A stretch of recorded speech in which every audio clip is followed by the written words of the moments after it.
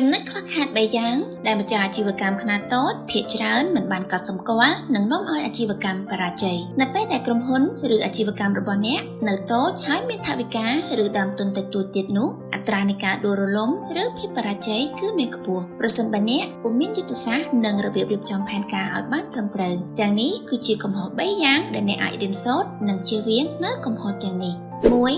មិនពង្រីកទីផ្សារទោះបីជាអ្នកលក់អស់ឬចែកចាយផលិតផលអស់ច្រើនទៅដល់ទីផ្សារក៏ដោយតែអ្នកមិនគួរឈប់ពង្រីកទីផ្សាររបស់អ្នកនោះទេប្រសិនជាអ្នកចង់ជោគជ័យអ្នកត្រូវប្រាកដថាទំនិញឬសេវាកម្មរបស់អ្នកកើនឡើងពីមួយថ្ងៃទៅមួយថ្ងៃហើយវិធីតែម្យ៉ាងគឺពង្រីកទីផ្សាររបស់អ្នកឲ្យកាន់តែធំឡើងបន្ថែមទៀត 2. ទុនឬប្រាក់បង្វិលសម្រាប់អាជីវកម្មជាការពិតណាស់ទុនសម្រាប់ការបង្វិលឬការចំណាយក្នុងអាជីវកម្មនិងប្រាក់ចំណេញរបស់អ្នកគឺសំខាន់ដូចគ្នាតើមួយណាសំខាន់ជាងនោះអាស្រ័យទៅលើស្ថានភាពជាក់ស្ដែងផ្ទាល់ជាធម្មតាចំពោះក្រុមហ៊ុនឬអាជីវកម្មតូចៗលុយសម្រាប់បង្វិលគួរណាតែសំខាន់ជាងពីព្រោះថាប្រសិនបើមានការរាំងស្ទះនៅថវិកានោះវានឹងមានផលប៉ះពាល់ដល់ក្រុមហ៊ុនជាប់គាំងជាក់ជាមិនខានដើម្បីជៀសវាងបញ្ហាទាំងនេះអ្នកត្រូវស្គាល់អតិថិជនរបស់អ្នកឲ្យបានច្បាស់ថាតើពួកគាត់ប្រកល់ថ្លៃទំនិញឬសេវាកម្មដល់អ្នកទៀងទាត់ដែរឬទេដូច្នេះហើយអ្នកមានភាពងាយស្រួលក្នុងការគ្រប់គ្រងលុយកាក់ឬចាយវាយ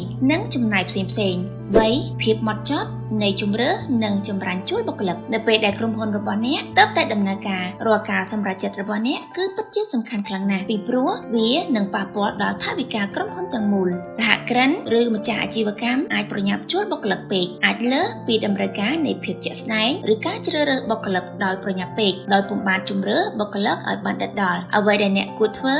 គឺត្រូវជំរឿបុគ្គលិកដែលមានសមត្ថភាពនិងអាចជួយជំរុញជ្រោមជ្រែងក្រុមហ៊ុនរបស់អ្នកឲ្យដើរទៅមុខបានឆាប់រហ័សសូមជួយចុច like follow និង share ដើម្បីទទួលបានវីដេអូអប់រំល្អៗពី Biz ខ្មែរ